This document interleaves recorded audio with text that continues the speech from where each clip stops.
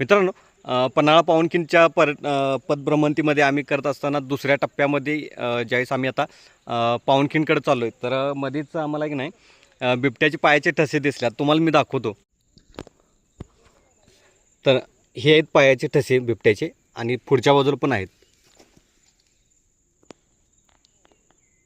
सुरुवातीला आम्हाला एक बारीक पायाचे ठसे दिसलेत. आम्हाला वाटलं ते आता तसे ते जुने होते. मग जसं आम्ही पुढं चालत आलो तर या ठिकाणी आम्हाला क्लिअर दिसलेत बिबट्याचे पायाचे ठसे आणि एकदम अगदी म्हणजे ते चिखल असल्यामुळे ते रुतून पाय रुतल्यामुळे अगदी क्लिअर इथं पायाचे ठसे दिसतात. आणि कदाचित त्या बिबट्याच्या बरोबर एक पिल्लंसुद्धा असणार, कारण इथं बारीक पायाचे ठसे दिसतात इथं. हां, बरोबर. आणि इथं पण दिसतात बघा. तुम्हाला कधी दिसतात का इकडं बिबट्या वगैरे?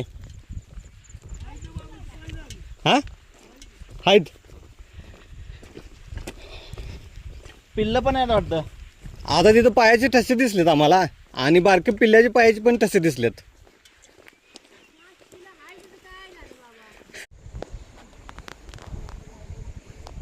याच ठिकाणी पायाच्या नख रुतलेले सुद्धा इथं दिसतात. त्यानंतर परत कदाचित संध्याकाळी बिबट्या पाणी वगैरे प्यायला आला असणार आहे इथे या ठिकाणी.